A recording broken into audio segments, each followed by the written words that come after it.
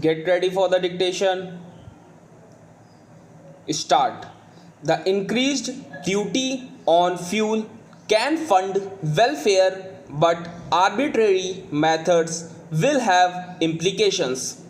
Union Petroleum Minister Dharmendra Pradhan's recent remark that the centre is taking a cautious and conscious approach of ensuring a balance in fuel prices and aims to use the resultant savings for welfare is on the face of it unexceptionable.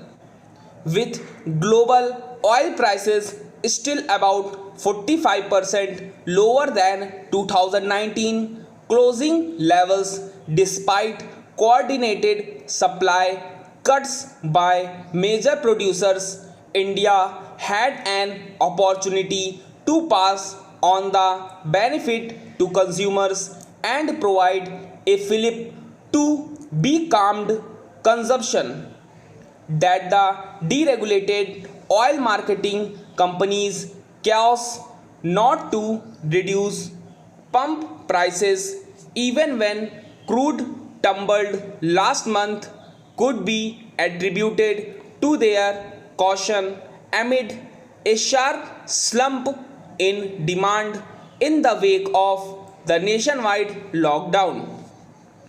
It is the government's decision earlier in May to raise excise duty on petrol and diesel for a second time in less than 2 months that raises several concerns.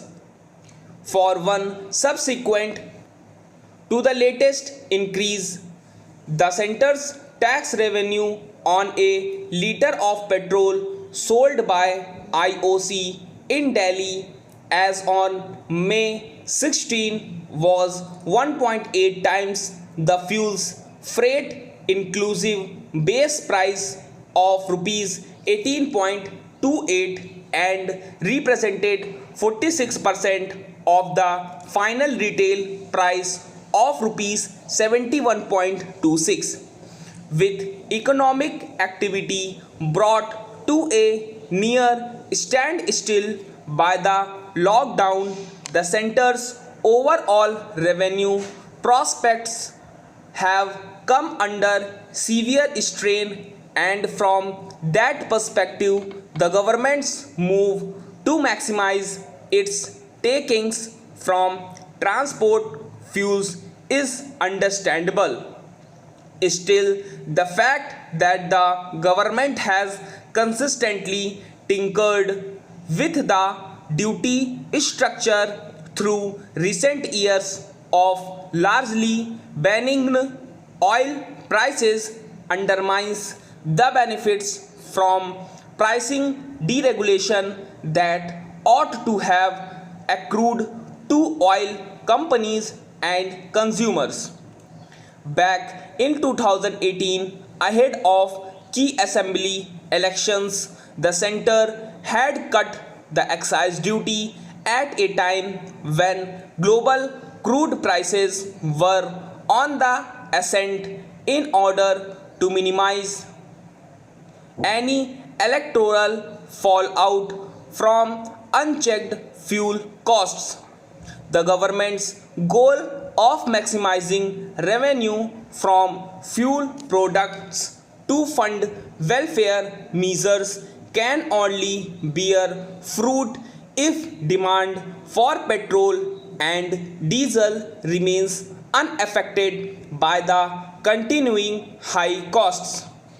With curbs on interstate road transport still in place, contracting automobile sales unlikely to recover anytime soon, job losses and pay cuts sure to shrink household budgets, it is hard to see transport fuel demand rebounding to pre-lockdown levels for at least 1 or 2 quarters. Add to that the fact that the center's ambitious disinvestment target of rupees 2.1 lakh crore for this fiscal had included a stake sale in BPCL, and the petroleum products pricing approach gets even more complicated, with potential investors unlikely to be impressed by the lack of autonomy in the sector. It is in the government's interest not to risk the health of the goose that lays the golden eggs. Stop.